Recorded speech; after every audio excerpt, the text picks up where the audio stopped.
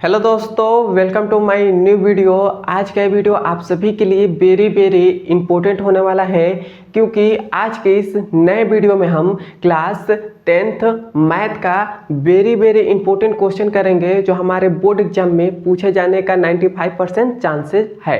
तो ये हमारा वीडियो तीसरा है। ये मैंने इसके पीछे 2 वीडियो बना दिया है। यदि आपने उन दोनों वीडियो को नहीं देखा है तो उन दोनों वीडियो को जरूर देखिएगा, और मैं आशा करता हूं कि आप उन दोनों वीडियो को जरूर देखेंगे। और इस वीडियो में मैं जितने भी क्वेश्चन बताऊंगा उन सभी क्वेश्चन को आप ध्यान से पढ़ेंगे। तो आइए अब हम बिना देर के इस क्लास को शुरू करते हैं। हेलो दोस्तों, welcome to my new video. आज का वीडियो आप सभी के लिए वेरी इंपॉर्टेंट होने वाला है, क्योंकि आज के इस नए वीडियो में हम क्लास 10th मैथ का वेरी इंपॉर्टेंट क्वेश्चन करेंगे, जो हमारे बोर्ड एग्जाम के लिए वेरी इंपॉर्टेंट है। और ये हमारा बोर्ड एग्जाम में मतलब 95% चांस है कि जितने भी मैंने प्रश्न लिए हैं वो सारे के सारे आपके मतलब 95% चांस है कि आपके बोर्ड एग्जाम में पूछे जाएंगे। और ये हमारा वीडियो नंबर तीसरा है। यदि आपने वीडियो नंबर पहला और दूसरे को नहीं देखा है तो उनको जरूर देखिएगा, क्योंकि मैंने भी उसमें कुछ इंपॉर्टेंट क्वेश्चन बताया हूँ। तो आइए अब हम बिना देर के क्लास को शुरू करते हैं।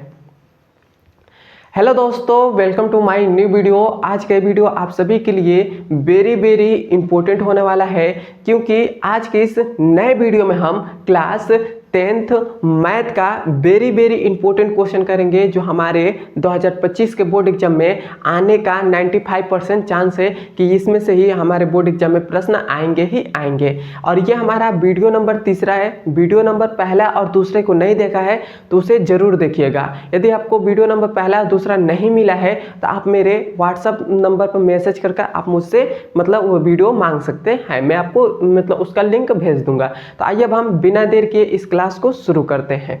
तो ये हमारे पास पहला नंबर, देखिए सवाल हमसे क्या कर रहा है। और ये क्वेश्चन 2024 के बोर्ड एग्जाम में पूछा गया है, और आशा है कि 2025 के बोर्ड एग्जाम में भी आएगा। और ये सवाल है, ज़्यादा नहीं है, बस थोड़े से मतलब आप थोड़ा सा आप दिमाग लगा के इस सवाल को सॉल्व करेंगे तो यह आपको सवाल समझ में आ जाएगा। देखिए हमसे क्या कह रहे हैं कि दो संख्याओं का अंतर 26 है। मतलब हमें 2 संख्या दिया है, उसका अंतर हमें कितना दे दिया है, 26 दिया है। और हमसे कह रहा है और एक संख्या दूसरी संख्या की 3 गुनी है। मतलब जो पहली संख्या है वो दूसरी संख्या से क्या है, 3 गुनी है। तो उन्हें ज्ञात कीजिए। मतलब हमें वो संख्या क्या करना है, ज्ञात करना है। तो हम कैसे ज्ञात करेंगे, तो हमें कह रहा है कि 2 संख्याओं का अंतर 26 दे दिया गया है, और हमें पहली संख्या दूसरी संख्या के 3 गुनी है। तो हमें संख्या ज्ञात करनी है। वो कौन कौन सी संख्या है, तो जो हमें ज्ञात करने के लिए कहे, जो भी जब भी ऐसा क्वेश्चन दे देगा और जो भी हमें ज्ञात करने के लिए कहे, उसे हम पहले क्या करेंगे, मान लेंगे कि माना ये x है और y है। ऐसे हम पहले मानेंगे। तो यहाँ पर मैं लिख रहा हूँ कि माना, क्या लिखेंगे, माना यहाँ पर लिख देंगे कि पहली संख्या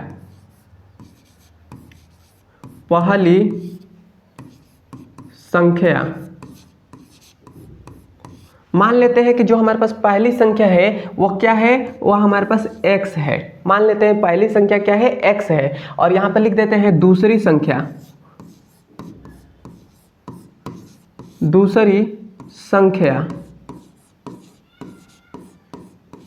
मान लेते हैं कि दूसरी संख्या हमारे पास क्या है, तो दूसरी संख्या हमारे पास y है। हमने ये पहले मान लिया है। हमने जो कहा था ज्ञात करने के लिए, हम उसे मान लिए कि पहली संख्या x है और दूसरी संख्या y है। क्लियर है यहाँ तक। अब देखिए, अब हमें क्वेश्चन पढ़कर इसको सॉल्व करेंगे। तो हमसे कह रहे हैं कि 2 संख्याओं का अंतर, मतलब ये हमारे पास x और y है, इन दोनों का अंतर हमें कितना दे दिया है, तो इन दोनों का अंतर हमें 26 दे दिया है। तो इन दोनों का अंतर हमारे पास क्या है, 26 है। तो यह हमारे पास क्या हो जाएगा, x minus y is equal to क्या हो जाएगा, 26 हो जाएगा। क्या हो जाएगा, 26 हो जाएगा। कैसे मैंने लिखा, तो हमें कह रहा है कि 2 संख्या, तो ये हमारे पास पहली संख्या था, दूसरी संख्या था। पहली संख्या और दूसरी संख्या यहाँ पर लिख लिया। उसके बाद कह रहा था कि अंतर, क्या कह रहा है, अंतर कह रहा है। तो अंतर का मतलब होता है कि 2 संख्या कह रहा है तो उसका अंतर मतलब माइनस, उसमें से पहली संख्या से दूसरी संख्या को घटा देना। तो वही मैंने घटा दिया। अब यहाँ पर आप समझ रहे होंगे कि घटाने का मतलब माइनस का चिन्ह कहाँ से आया। तो जब भी कहेगा अंतर तो हम 2 संख्या को घटा देंगे। तो वही मैंने यहाँ पर घटा दिया। क्लियर है यहाँ तक। अब ये जो हमारे पास एक पहला ये समीकरण मान लेंगे कि ये हमारे पास क्या है, पहला समीकरण है। क्लियर है यहाँ तक। अब मैं ऐसा करता हूँ, यहाँ तक समझ में आ गया होगा। अब देखिए, अब हमसे कह रहा है कि एक संख्या मतलब जो हमारे पास पहली संख्या है वो दूसरी संख्या के 3 गुनी है। तो कह रहा है कि एक संख्या, पहली संख्या क्या है मतलब x है, तो ये हो गया x। उसके बाद कह रहा है कि दूसरी संख्या, तो दूसरी संख्या हमारे पास क्या है y है, तो y हो गया। क्लियर है। दूसरी संख्या की 3 गुनी है, मतलब दूसरी संख्या जो हमारे पास है ये क्या है 3 गुनी है, और यहाँ पर इक्वल टू लग जाएगा, और ये हमारे पास मिल गया समीकरण नंबर 2। क्लियर है यहाँ तक? मैं आशा करता हूँ कि यहाँ तक समझ में आ गया होगा। अब आप यहाँ से क्या करेंगे, अब देखिए अब हमारे पास x का मान क्या आ गया है 3y, तो इस x का मान समीकरण नंबर 1 में रख देंगे। तो यहाँ पर लिखेंगे कि x का मान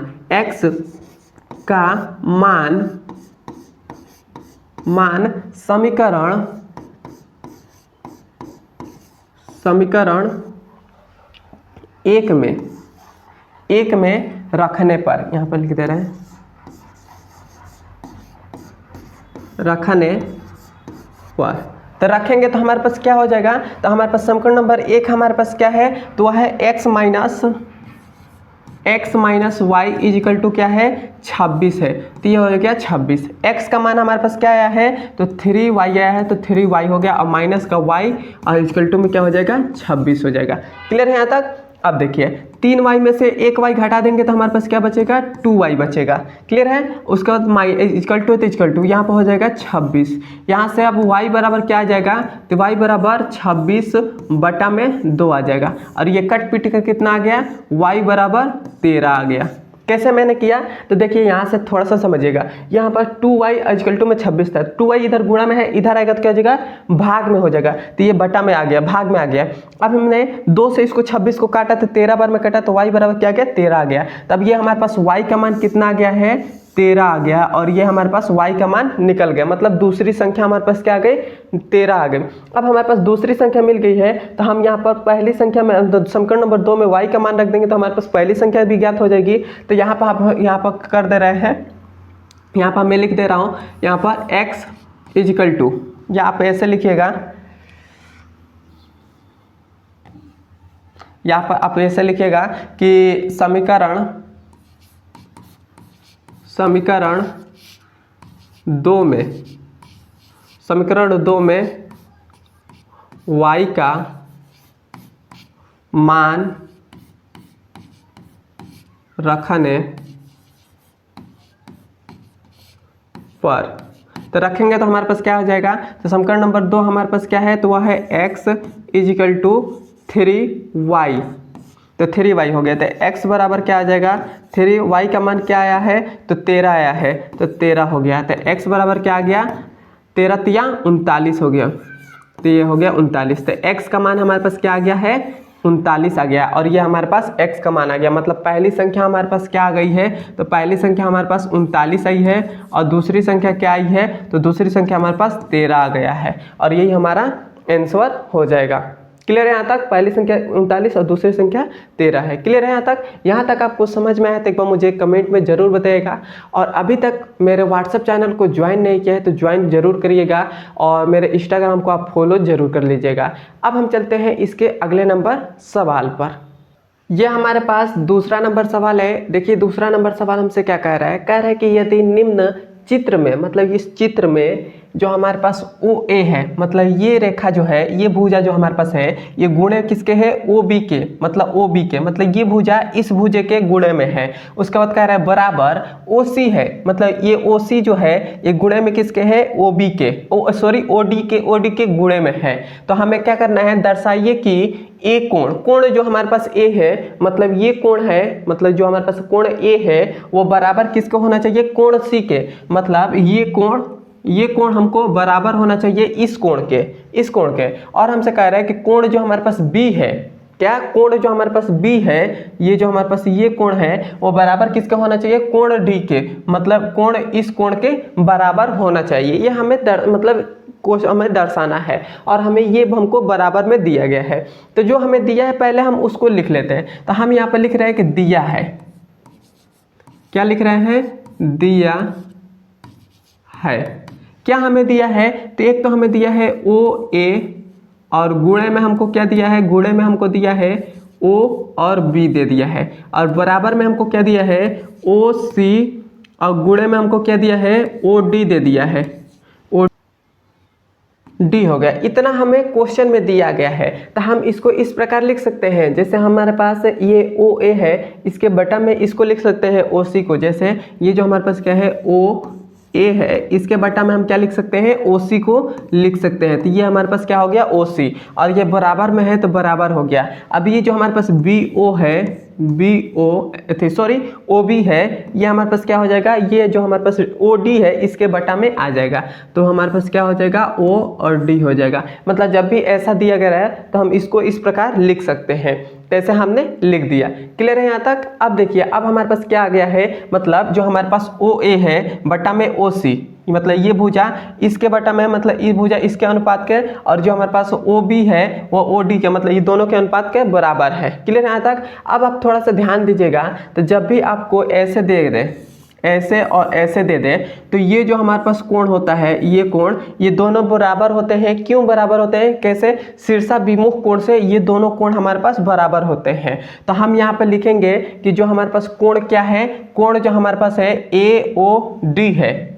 क्या है, कोण जो हमारे पास, कोण हमारे पास है ए ओ और डी है, क्या है वो बराबर है कोण किसके, कोण सी ओ बी के, सी ओ और बी के, मतलब ये बराबर है। कैसे मैंने बराबर किया, तो ये हमारे पास होता है शीर्षाभिमुख कोण से। यहाँ पर आप ब्रैकेट में लिख लेंगे शीर्ष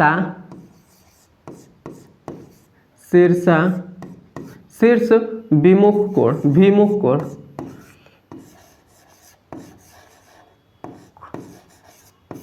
कोण,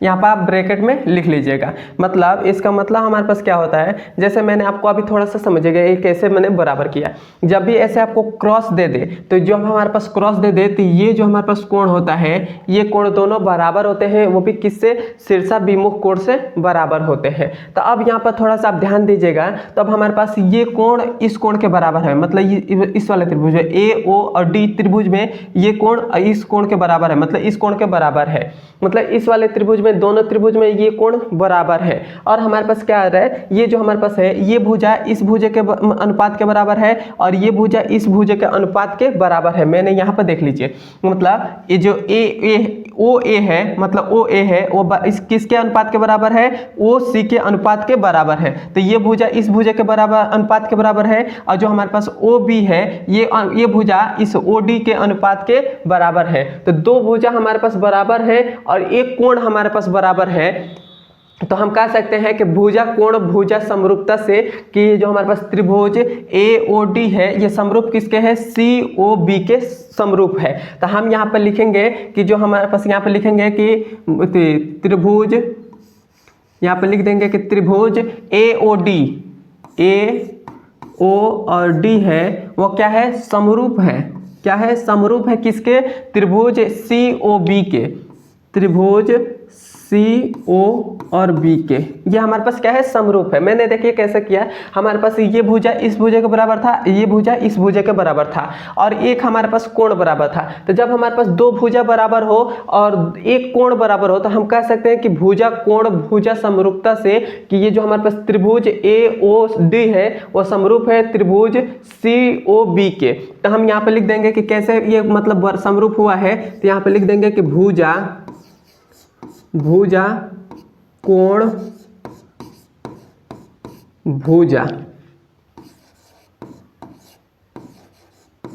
भुजा कोण भुजा से हम मतलब ये हमने बराबर किया है। क्लियर है यहाँ तक। अब देखिए अब हमारे पास इतना हो गया। तो जब हमारे पास क्या हुआ, ये त्रिभुज इस त्रिभुज के बराबर है और ये त्रिभुज इस त्रिभुज के जब समरूप है, तो इसके कोण भी हमारे पास क्या होंगे, वो भी बराबर हो जाएंगे। तो जब हमारे पास ये दोनों समरूप हैं, तो ये जो हमारे पास कोण ए है वो कोण सी के बराबर हो जाएगा, और कोण जो हमारे पास डी है वो कोण बी के बराबर हो जाएगा। तो यहाँ पर लिखेंगे कि जो अतः, यहाँ पर लिखेंगे कि अतः कोण जो हमारे पास ए है वो बराबर किसके हो जाएगा, कोण सी के बराबर हो जाएगा। तो कोण हमारे पास क्या हो गया, सी हो गया। और जो हमारे पास कोण डी है, मतलब ये कोण जो है यह इस बी के कोण के बराबर हो जाएगा। तो कोण जो हमारे पास डी है वो बराबर हो जाएगा कोण बी के। और ये देखिए यही हमें क्वेश्चन में कहा था सिद्ध करने के लिए, और यही हमने दर्शा दिया, मतलब यही हमें दर्शाने के लिए कहा था और ये हमने दर्शा दिया। देखिए कहा था कि कोण जो ए है वो बराबर कोण है कोण सी के है। तो कोण ए है बराबर कोण सी के है, और कोण जो बी है वो बराबर किसके है, कोण डी के। तो मैंने बाद में बी को लिख दिया, पहले डी को लिख दिया, तो उससे आप कंफ्यूज मत हो गया, और यही हमारा आंसर हो जाएगा। क्लियर है यहाँ तक मैं आशा करता हूँ कि आपको समझ में आ गया होगा, और समझ में आया तो एक बार मुझे कमेंट में जरूर बताइएगा। अब हम चलते हैं इसके अगले नंबर सवाल पर। यह हमारे पास तीसरा नंबर सवाल है। तीसरा नंबर सवाल हमसे देखिए क्या कह रहा है, यदि cosec a = 2 तो 1/10a plus sign a/1 plus cos a का मान ज्ञात कीजिए। तो जो हमें इस क्वेश्चन में दिया है पहले हम उसको लिख लेते हैं, तब हमको आपको समझ में आएगा। तो यहाँ पर देखिए हमको क्या दिया है, तो हमको दे दिया है cosec a बराबर हमको क्या दिया है, तो 2 दे दिया है। उसके बाद हमको क्या दिया है 1/10a। तो यहाँ पर 1/10a प्लस में हमको क्या दिया है साइन a, और अपान में हमको क्या दिया है 1 प्लस कॉस a। तो 1 प्लस कॉस ए हमको क्वेश्चन में दिया है, और हमें क्या करना है, हमें इन्हीं का मान हमें ज्ञात करना है। तो हम कैसे ज्ञात करेंगे ये हम सीखते हैं। तो देखिए हमको क्या दिया है, हमको cosec ए का मान हमको दे दिया है, कितना दिया है 2 दे दिया है। कि यहाँ पर क्या लगेगा cosec ए बराबर क्या होता है, तो मैं आप सभी को यदि आपको याद नहीं होगा तभी भी मैं आपको याद इसी वीडियो में करा दूंगा, वो भी ट्रिक से, और कभी आप नहीं भूलेंगे। तो जब भी आपको ऐसे क्वेश्चन दे देगा तो आप एक चीज याद रखिएगा, लाल बटा कक्का। क्या याद रखिएगा, क्या याद रखिएगा, लाल बटा कक्का। ये बस आप याद रखेंगे तो इसका सभी का सूत्र आपको मालूम हो जाएगा। तो देखिए पहले वाला हमारे पास क्या होता है, ये जो हमारे पास L बटा K है ये हमेशा साइन का मान होता है। मैं यहाँ पर ब्रैकेट में लिख दे रहा हूँ, साइन मतलब साइन थीटा का मान क्या होता है, लंब बटा कर्ण होता है। L हमारे पास क्या है, तो लंब है, और K क्या है, कर्ण है, और A क्या है, आधार है। तो हमेशा साइन थीटा बराबर क्या होता है, लंब बटा कर्ण होता है। उसके बाद हमारे पास क्या है, जो हमारे पास साइन के बाद ये आता है कॉस थीटा बराबर क्या होता है, तो कॉस थीटा बराबर दूसरे वाले को, तो आधार बटा कर्ण होता है। तो ये हमारे पास हो जाएगा आधार बटा कर्ण हो जाएगा। क्लियर है। उसके बाद हमारे पास ये जो हमारे पास तीसरा है साइन कॉस, और उसके बाद आता है टेन।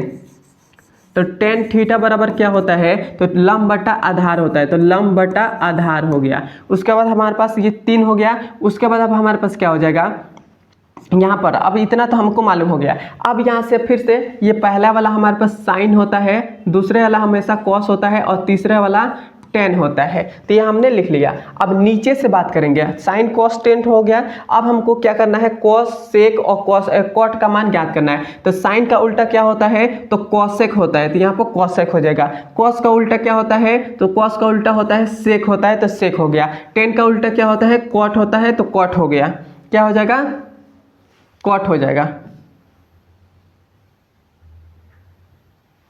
कॉट हो जाएगा। तो ये हमारे पास हो गया। तो यदि मैं कहूं कि कॉसेक का मान क्या हो जाएगा, कॉसेक थीटा का मान क्या हो जाएगा, तो कॉसेक थीटा का मान ये हमारे पास कॉसेक है, तो कॉसेक तो नीचे से, तो कर्ण बटा क्या हो जाएगा, लंब हो जाएगा। तो ये हमारे पास क्या हो जाएगा, कर्ण बटा लंब हो जाएगा। और मैं कहूं सेक का मान क्या हो जाएगा, जैसे सेक थीटा का मान क्या हो जाएगा, तो सेक थीटा का मान कर्ण बट्टा आधार हो जाएगा। तो ये हो जाएगा कर्ण बट्टा आधार हो गया। अब मैं कहूँ कि सेक का हो गया। अब मैं कहूँ कि कॉट का क्या हो जाएगा, तो कॉट COT कॉट थीटा का मान क्या हो जाएगा, तो कॉट थीटा का मान आधार बटा लंब, तो आधार बटा लंब हो जाएगा। क्लियर यहाँ तक। बस आपको क्या करना है, बस आपको इतना बस ध्यान देना है, लाल बटा आप कक्का याद रखते हैं तो यहाँ से साइन कॉस और टेन का तो मान बिल्कुल आसानी तरीके से निकल जाएगा। साइन का हमेशा पहले वाला और कॉस का हमेशा दूसरा वाला, मतलब जो बीच में रहेगा, और टेन का सबसे लास्ट वाला। उसके बाद आप क्या करेगा, इसके जस्ट उल्टा कर दीजिएगा। उल्टा करेंगे तो ये हमेशा कॉसेक का हो जाएगा और ये हो जाएगा सेक का और ये हो जाएगा कॉट का। क्लियर यहाँ तक। तो अब आप थोड़ा सा ध्यान दीजिएगा, तब हमारे पास क्या है, कॉसेक ए मतलब बराबर, मतलब कॉसेक ए थीटा के जगह पर क्या दिया है, ए दे दिया है और उसका मान कितना दिया है, 2 दिया है। तो कॉसेक ए बराबर क्या होता है, कॉसेक ए बराबर क्या होता है, तो कॉसेक ए बराबर अभी आपको दिखाया मैंने कर्ण बटा लंब होता है। तो यहाँ पर कर्ण बटा मतलब 2 हमको दे दिया है और इसका मतलब इसका सूत्र क्या होता है, कर्ण बटा लंब होता है। तो कर्ण बटा लंब, तो हमको 2 मान दे दिया, इसके बटा में हम कुछ भी नहीं है तो 1 है। तो कर्ण का मान हमको क्या दिया है, 2 दिया है और लंब का मान कितना दे दिया है, 1 दे दिया है। तो मैं यहाँ पर संपूर्ण एक त्रिभुज बना लेता हूँ और इसका नाम हम दे दे रहा हूँ, इसका नाम हम दे दे रहे हैं ए, इसका नाम दे दे रहे हैं बी और इसका नाम हम दे दे रहे हैं सी। और ये हमेशा क्या होता है, ये कर्ण होता है, ये 90 डिग्री है और ये हमारे पास कर्ण है, तो ये हमारे पास लंब हो जाएगा और ये हमारे पास आधार हो जाएगा। तो कर्ण का मान हमको कितना दे दिया है, तो कर्ण का मान हमको 2 दे दिया है और लंब का मान कितना दे दिया है, तो लंब का मान हमको 1 दे दिया है और हमें आधार का मान नहीं मालूम है। तो आधार का पहले मान हम ज्ञात करेंगे। तो आधार का मान आप कैसे ज्ञात करेंगे, तो यहाँ पर मैं एक लाइन खींच दे रहा हूँ। अब आधार का मान ज्ञात करने के लिए आपको एक सूत्र मालूम होना चाहिए, कर्ण का स्क्वायर बराबर क्या होता है, लंब का स्क्वायर प्लस आधार का स्क्वायर। मतलब कर्ण का स्क्वायर बराबर क्या होता है, कर्ण का स्क्वायर बराबर होता है लंब का स्क्वायर, मतलब एल को हम लंब बोल रहे हैं, तो लंब का स्क्वायर प्लस में आधार का स्क्वायर, तो ये हो गया आधार का स्क्वायर। तो कर्ण का मान कितना है, तो 2 है, तो 2 का स्क्वायर इक्वल टू लंब हमारे पास कितना है, 1 है, तो 1 का स्क्वायर, फिर से प्लस आधार का स्क्वायर है तो आधार का एज इट इज स्क्वायर रहेगा। 2 का स्क्वायर क्या हो जाएगा, 4 हो जाएगा। 1 का स्क्वायर 1 ही और प्लस में आधार का स्क्वायर, तो आधार का स्क्वायर, ये 1 उधर जाएगा तो क्या हो जाएगा, तो इधर हमारे पास बचेगा 3 इक्वल टू में आधार का स्क्वायर। कैसे किया, ये 1 इधर प्लस में था, उधर जाएगा तो माइनस में हो जाएगा, तो 4 में से -1 को घटाएंगे तो 3 बचेगा। अब हमारे पास आधार का स्क्वायर इक्वल टू 3 आया है, स्क्वायर को इधर भेज देंगे तो अंडर रूट का हमारे पास क्या आ जाएगा, 3 और इक्वल टू में क्या आ जाएगा, ए आ जाएगा। तो ए का मान मतलब आधार हमारे पास कितना आ गया है, अंडर रूट में 3 आ गया है। तो जब हमारे पास कर्ण का मान आ गया, लंब का मान आ गया, आधार का मान आ गया, तब हम इसका मान ज्ञात कर सकते हैं। कैसे हम ज्ञात करेंगे, तो यहाँ पर देखिए, यहाँ पर हमारे पास क्या दिया है, यहाँ पर मैं एक लाइन ऐसे ड्रॉ कर रहा हूँ। देखिए हमको क्या दिया है, 1/10a, तो यहाँ पर 1 हो जाएगा और अपान 10a, 10a हमारे पास है, तो यहाँ पर मैं लिख दे रहा हूँ 10a मैंने लिख दिया। अब यहाँ पर देखिए प्लस में हमारे पास क्या है, प्लस में हमारे पास है साइन a और बटा में हमारे पास क्या है, 1 प्लस कॉस a है। तो यहाँ पर हमारे पास क्या हो जाएगा, 10a है, तो 10 बराबर क्या होता है, 10 बराबर हमारे पास लंब बटा आधार होता है। तो लंब हमारे पास क्या है, तो लंब हमारे पास 1 है, तो ये 1 हो जाएगा और आधार हमारे पास क्या है, √3 है, तो √3 हो गया। क्लियर यहाँ तक। फिर से प्लस साइन a बराबर क्या होता है, तो साइन a बराबर लंब बटा कर्ण होता है, तो लंब बटा कर्ण, लंब और बटा कर्ण, तो लंब हमारे पास क्या है, 1 है, तो ये हो जाएगा 1 और बटा में कर्ण हमारे पास क्या है, 2 है, तो 2 हो गया। उसके बाद बटा में क्या है, 1 प्लस 1 है तो 1 में हो गया, प्लस है तो प्लस कॉस a बराबर क्या होता है, आधार बटा कर्ण, आधार हमारे पास क्या है, √3, तो √3 और बटा में कर्ण हमारे पास क्या है, तो 2 है, तो 2 हो गया। तो क्लियर है यहाँ तक। मैंने कुछ भी नहीं किया, केवल हमने मान रखा है। मैं इसको तो मिटा दे रहा हूं।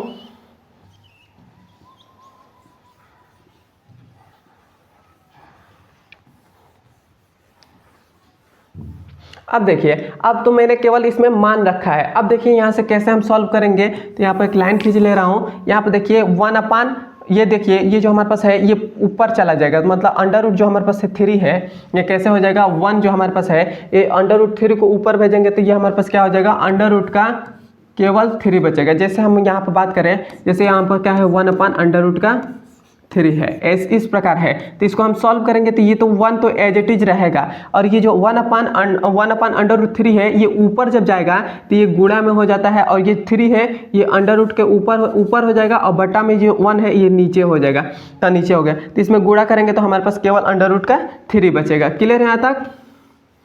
मैं आशा करता हूँ कि आपको समझ में आ गया होगा। और ये 1/2 है तो प्लस में 1/2 एज इट इज रहने देते हैं, और ये जो हमारे पास प्लस का 1 है तो प्लस का इसको क्या करते हैं, ये जो पहले जो हमारे पास है या इसको ऐसे ही रहने देते हैं, क्या करते हैं इसको हम एलसीएम ले लेते हैं, इसको ऐसे नहीं, ये 1/2 है तो 1/2 रहने देते हैं, इसका हम क्या करते हैं इन दोनों का एलसीएम ले लेते हैं। तो एलसीएम लेंगे तो हमारे पास क्या आ जाएगा, एलसीएम 2 आ जाएगा, और 2 वहाँ पर ऊपर चला जाएगा, और यह प्लस का अंडर रूट का 3 हो जाएगा, तो अंडर रूट का 3 हो गया।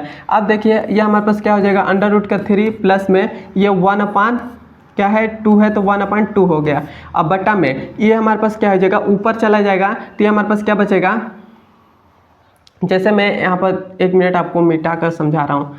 देखिए जैसे ये हमारे पास क्या है 1/√2 है तो 1/√2 हो गया। जब ये ऊपर जाएगा तो ये क्या हो जाएगा, गुणे में क्या हो जाएगा, ऊपर 2 हो जाएगा, और ये जो हमारे पास है बटा में आ जाएगा, तो 2 + अंडर रूट का 3 हो जाएगा। क्लियर है यहाँ तक? अब देखिए 2 से ये 2 कट जाएगा, तो ये हमारे पास क्या बचेगा, अंडर रूट का 3 प्लस में 1 क्या बचेगा, 1/2 प्लस अंडर रूट का 3 बचेगा, तो 2 + अंडर रूट का 3 हो गया। अब हम इन दोनों का एलसीएम ले लेंगे, तो एलसीएम लेंगे तो हमारे पास क्या आ जाएगा, एलसीएम लेंगे तो 2 + अंडर रूट का 3 आ जाएगा, इतना हमारे पास एलसीएम आ जाएगा। ये इससे हम इसमें गुणा करेंगे तो हमारे पास क्या आ जाएगा, तो पहले हम क्या करेंगे 2 का अंडर रूट 3 में गुणा करेंगे, तो हमारे पास क्या हो जाएगा 2 और अंडर रूट का 3 हो जाएगा। क्लियर यहाँ तक? अब हम फिर से इसका तो गुणा कर लिया, अब हम अंडर रूट 3 का अंडर रूट 3 से गुणा करेंगे, तो प्लस का ये प्लस है तो प्लस लग जाएगा, अंडर रूट 3 का अंडर रूट 3 में करेंगे तो ये हो जाएगा 3, उसके बाद यहाँ पर प्लस है तो प्लस लग गया, 2 + अंडर रूट का 3 से 2 + अंडर रूट का 3 कटेगा तो क्या बचेगा, 1 बचेगा, तो 1 हो गया। तो यहाँ पर क्या हो जाएगा 2 और अंडर रूट में 3 हो जाएगा, और 3 1 को जोड़ेंगे तो ये हमारे पास क्या हो जाएगा 4 हो जाएगा, और बटा में हमारे पास क्या हो जाएगा 2 और अंडर रूट का 3 हो जाएगा। आप चाहें तो इतना भी आप आंसर लिख सकते हैं, यहाँ पर भी आंसर आ गया है, लेकिन आप क्या करेंगे, यदि आप उसको इतना आंसर मतलब कि जैसे एमसीक्यू क्वेश्चन में पूछ देगा तो इतना यदि आपको नहीं देता है तो आप क्या करिएगा, आप सीधी सी बात करिएगा, इन दोनों में कुछ कॉमन आ रहा है, 2 कॉमन आ रहा है, तो इन दोनों में 2 कॉमन ले लीजिएगा। कैसे? इन दोनों में यदि हम 2 कॉमन लेंगे 2 कॉमन चला गया तो अंडर रूट का 3 बचेगा, तो अंडर रूट का 3 और प्लस है तो प्लस हो जाएगा, 4 में से 2 चला गया तो 2 बचेगा, तो 2 हो गया, और बटा में क्या है 2 + यहाँ पर एक चीज़ गलत हो गया है,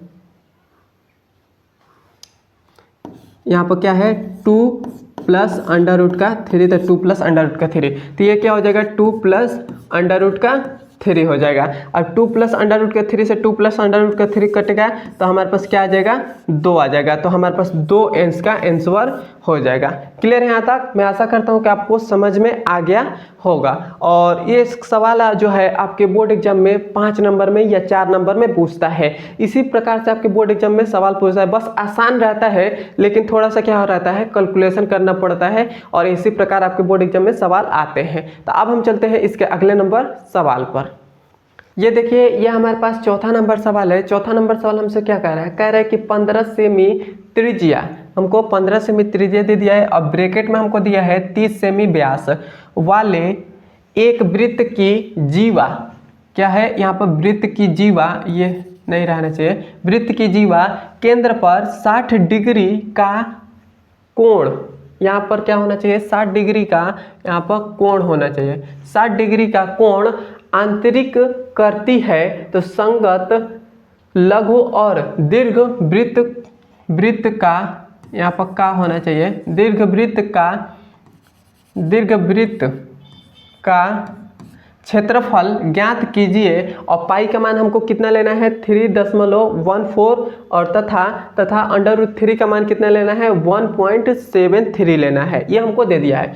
तो सबसे पहले तो हम एक क्वेश्चन में जो कह रहा है उसको पहले हम समझते हैं। तो यहाँ पर आप थोड़ा सा फिगर यहाँ पर मैं छोटा में बना दे रहा हूँ। जैसे हमको क्या कह रहा है कि एक वृत्त है, यह हमारे पास क्या है, एक वृत्त है। इसके केंद्र पर देखिए कह रहा है कि वृत्त है जिसके केंद्र पर 60 डिग्री, मतलब ये जो हमारे पास केंद्र है इसके केंद्र पर हमको कितना डिग्री, यहाँ पर 60 डिग्री का क्या कर रहा है, कोण बना रहा है, कोण बना रहा है। तो और हम उसके बाद कह रहा है कि संगत लघु, संगत लघु का मतलब क्या होता है, यहाँ पर मैं कलर चेंज कर ले रहा हूँ। जैसे संगत लघु का मतलब क्या होता है, ये जो हमारे पास है क्या है, ये जो हमारे पास यहाँ से यहाँ तक है, मतलब अब ये जो हमारे पास है इसकी ही हमें क्या करना है, इसका क्षेत्रफल ज्ञात करना है। और जब हमारे पास संगत लघु का क्षेत्रफल ज्ञात हो जाए तो संगत दीर्घ का वृत्त का क्षेत्रफल ज्ञात करना, मतलब इस पूरे का और इसको छोड़कर। क्लियर है यहाँ तक?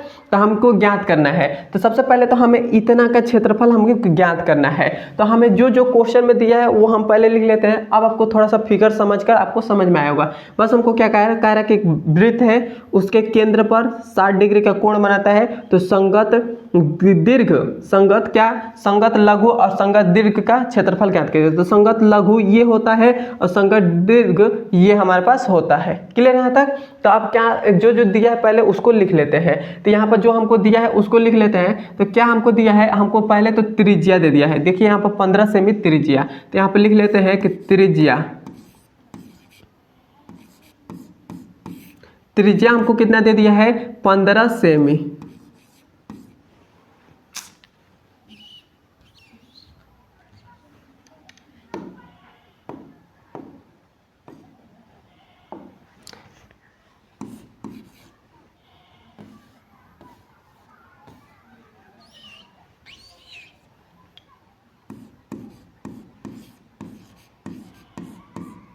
त्रिज्या कितना दे दिया है, r बराबर हमको दे दिया है 15 सेमी, ये हमको दे दिया है त्रिज्या। उसके बाद हमको क्या दिया है, और हमारे पास केंद्र पर 60 डिग्री का मतलब थीटा का मान हमको कितना दे दिया है, तो थीटा का मान हमको दे दिया है 60 डिग्री दे दिया है, इतना हमको दे दिया है। और हमको क्या कह रहा है, कह रहा है कि संगत लघु वृत्त का क्षेत्रफल ज्ञात कीजिए। तो संगत लघु वृत्त का क्षेत्रफल क्या होता है, उसका सूत्र क्या होता है, तो यहाँ पर लिख दे रहा हूँ कि संगत सॉरी संगत लघु वृत्त का क्षेत्रफल। तो संगत लघु वृत्त का क्षेत्रफल क्या होता है, तो वो हमारे पास होता है कि यहाँ पर मैं लिख दे रहा हूँ कि वो हमारे पास होता है पाई r स्क्वायर थीटा और बटा में होता है 360 और यहाँ पर माइनस में होता है 1/2 r स्क्वायर और होता है साइन थीटा। ये हमारे पास मतलब आप डायरेक्ट भी इस सूत्र से भी निकाल सकते हैं। यदि आपको ये सूत्र नहीं याद है तो आप क्या करिएगा, ये जो हमारे पास क्या होता है, ये जो हमारे पास ये लघु वृत्त है का क्षेत्रफल आप ज्ञात करेंगे, उसमें से केवल ये जो हमारे पास त्रिभुज है ये वाला, ये जो हमारे पास ये त्रिभुज जो बन रहा है इस त्रिभुज को घटा देंगे तो हमारे पास लघु वृत्त का क्षेत्रफल ज्ञात हो जाएगा। क्लियर है यहाँ तक? तो ऐसे भी कर सकते हैं या आप ऐसे डायरेक्ट सूत्र से भी आप कर सकते हैं। तो यहाँ पर देखिए मैं इस सूत्र के मदद से ही कर रहा हूँ क्योंकि सूत्र पर बहुत ही आसानी तरीके से हम तोड़ सकते हैं। तो यहाँ से देख लीजिए हमारे पास इसमें r हमको दोनों में कॉमन दिखाई दे रहा है। तो पहले हम r को कॉमन ले लेते हैं। तो हम r को कॉमन ले लेंगे तो यहाँ पर हमारे पास क्या आ जाएगा, तो यहाँ से हमको r कॉमन आ गया और ये बड़ा ब्रैकेट में क्या आ जाएगा, बड़ा ब्रैकेट में हमको आ जाएगा पाई थीटा और बटा में आता है 360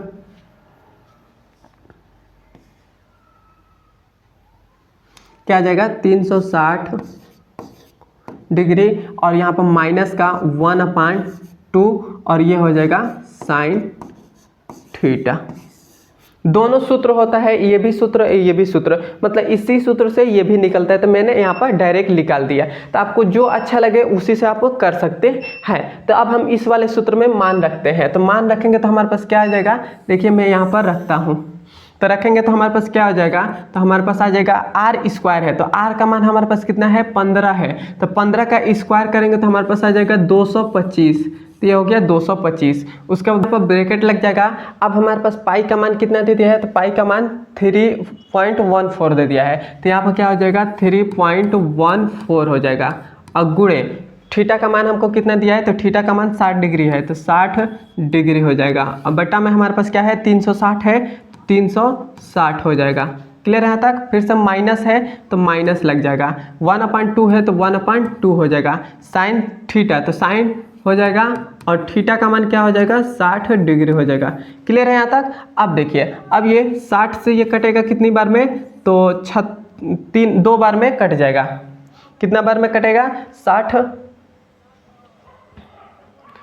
6 दूना 12, 36 18 6 6 के 36, मतलब 3 बार में कटेगा। सॉरी यहाँ पर कितनी बार में कटेगा 6 6 के 36, 6 बार में कट जाएगा। तो ये दोनों हमारे पास कट गया।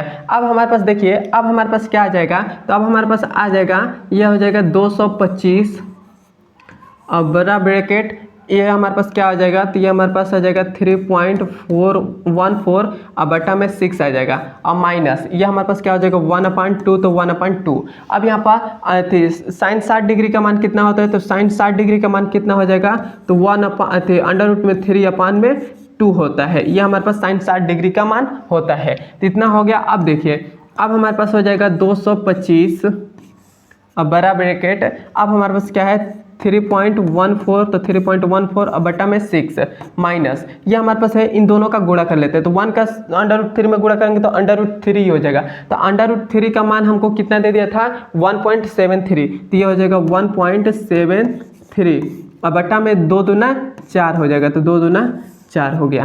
क्लियर है यहाँ तक। अब हम इन दोनों का एलसीएम, ये हमारे पास 225 है तो ये हो गया 225, ये बड़ा ब्रैकेट, इन दोनों का एलसीएम लेते हैं तो एलसीएम हमारे पास क्या आ जाएगा, एलसीएम हमारे पास 12 आ जाएगा। तो 6 दूना 12 और 6 दूना 12 2 बार में कटा तो 2 जाकर इसमें गुणा करेगा तो ये कितना हो जाएगा, तो 4 दूना 8 हो जाएगा, 2 करने 2 और 3 दूना 6 हो जाएगा, मतलब 6.28 आ जाएगा और माइनस है तो माइनस हो गया। उसके बाद 4 तिया 12, 3 बार में कटा, 3 जाकर इसमें गुणा करेगा तो 3 3 9 हो जाएगा, 7 3 21 का 1 हासिल 2 और 3 करने 3 और 2 कितना हो जाएगा 5 हो जाएगा। तो ये आ गया 5.19 आ गया, ये हमारे पास इतना आ गया। अब यहाँ से आप क्या करेंगे, अब आप इसमें से घटा देते हैं, तो इसको मैं मिटा दे रहा हूँ। इसमें से आप क्या करेंगे, अब यहाँ पर आप घटा देंगे, इसमें से इसको घटाएंगे तो हमारे पास ये क्या बचेगा, तो ये हमारे पास है थे 225 है तो 225 हो गया। अब गुणे इसमें से क्या करेंगे 6.28 में से 5.19 घटाएंगे तो ये हमारे पास कितना बचेगा, तो ये हमारे पास बचेगा 109 शायद, लगभग लमसम इतना ही बचेगा मेरे को आशा है। और उसके बाद हमारे पास क्या है, बटा में हमारे पास 12 है तो ये हो जाएगा 12 हो जाएगा। अब आप क्या करिएगा, इन दोनों का गुणा करते हैं, तो इन दोनों का गुणा करेंगे तो कितना आ जाएगा, तो मैं एक बार देख लेता हूँ गुणा करने पर, मैंने गुणा किया था 245.25, तो इन दोनों का गुणा करने पर कितना आ जाएगा 245.25 और बट्टा में क्या हो जाएगा 12 हो जाएगा। अब हम फिर से क्या करते हैं, अब हम इसमें से इसमें भाग देते हैं, तो हमारे पास भाग देंगे तो कितना आ जाएगा हमारे पास, तो आ जाएगा तो 20.43 इतना हमारे पास आ गया। तो अब हमारे पास क्या आया है, संगत लघु वृत्त का क्षेत्रफल कितना आ गया है 20.43 आ गया है। मतलब जो हमारे पास ये इस प्रकार एक वृत्त था, इसके केंद्र पर 60 डिग्री का कोण बन रहा था यहाँ पर, और ये जो हमारे पास निकला था ये केवल इसका हमारे पास कितना आया है, क्षेत्रफल आया है 20.43 आ गया है। अब हमें क्या करना है, अब हमें इस पूरे का किसका, अब हमें इस पूरे का अब हमें क्या करना है, अब हमें क्षेत्रफल निकालना है। तो अब हम क्या करेंगे, इस पूरे का क्षेत्रफल निकालने के लिए यदि हम वृत्त के क्षेत्रफल में से इस पूरे मतलब ये संगत जो लघु वृत्त का क्षेत्रफल यदि हम घटा देंगे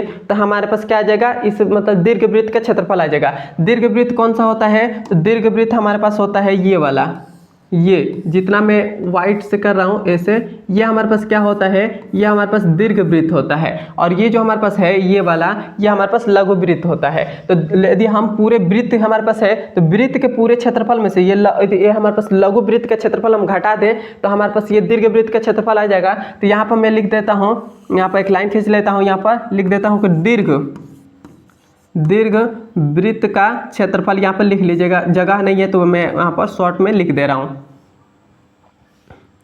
यहाँ पर दीर्घ का क्षेत्रफल शॉर्ट में लिख रहा हूँ, तो क्षेत्रफल क्या हो जाएगा, तो वृत्त का क्षेत्रफल क्या होता है, वो होता है पाई क्या होता है पाई आर स्क्वायर और माइनस लघु वृत्त का क्षेत्रफल। लघु वृत्त का क्षेत्रफल कितना आया है, तो ये हमारे पास आया है 20.43 आ गया है, तो 20.43। तो हमारे पास पाई का मान कितना लेना है, तो पाई का मान 3.14 और गुणे में हमारे पास क्या हो जाएगा आर स्क्वायर है, तो आर का मान हमारे पास कितना है, तो आर का मान हमको 15 दिया है, 15 का स्क्वायर क्या हो जाएगा 225 हो जाएगा, तो ये हो गया 225 माइनस हमारे पास क्या है 20.43 है, तो 43। अब आप कमेंट में मुझे कर बताइएगा कि ये जो हमारे पास है इन दोनों का गुणा कर इसमें से घटा दीजिएगा, घटाकर आप मुझे बताइएगा कि हमारे पास लघु दीर्घवृत्त का क्षेत्रफल कितना आया है, और मुझे कमेंट में जरूर बताइएगा।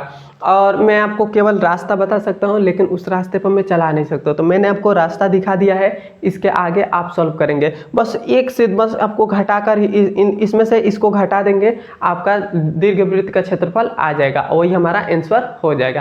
क्लियर है? था अब मैं आशा करता हूँ कि आपको समझ में आया होगा, और समझ में आया तो कमेंट में जरूर बताइएगा। अब हम चलते हैं इसके अगले नंबर सवाल पर। हमारे पास 5वां नंबर सवाल है। देखिए 5वां नंबर सवाल हमसे क्या कह रहा है, कह रहा है कि एक पासे को यहाँ पर एक